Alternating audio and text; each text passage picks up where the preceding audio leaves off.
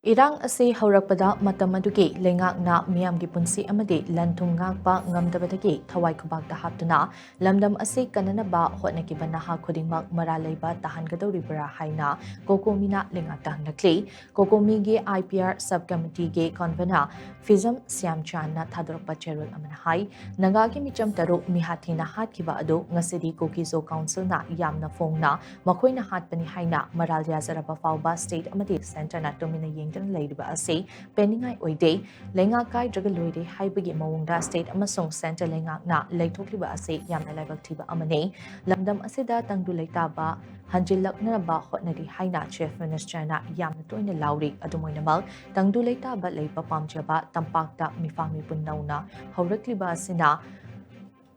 Purakninglipa tangdu leitaba adu karamba makhagi tangdu leitaba no haibadu achauba wahang ama oirakli Khanghaudana haurakkiba irang asi lakshinabagi mahutta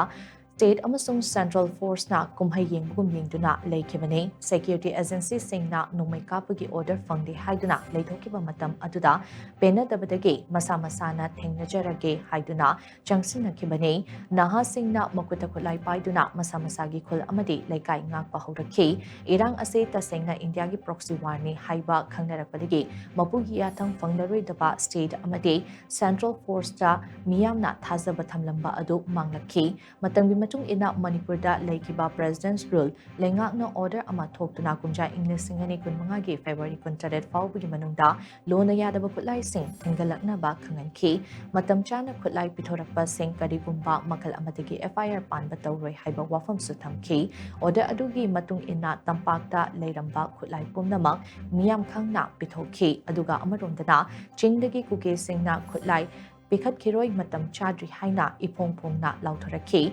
lengakna tasengna maki tangdulay taba hanjal hanba pamba oiram labadi matam chana thabak lokhat lamba yabane matam chana thabak lokhat lam labadi ngasi aso sangthana chatliba irang ase chatlamloi maduna taduna hauzik mayumda leizaraba micham miyamda gihan khanghanduna phaba punbagi thabak amuk nauna chatharakliba ase leptana chatharaklabadi Cocomina kaidongnungda Tuminna Yengduna Leithokloi India lengaki proxy war mapung fadri irang ama natraga amadi adumak tampakta lehankhigani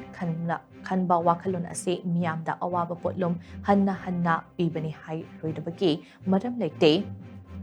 Ireba ifrup na lekhata na mangbada ngasigi famnai basing asisu lekhata da adumak punna yauminagani haibasi nahongna na ningsingba fai haina su cherol asna makhatana pongdorakli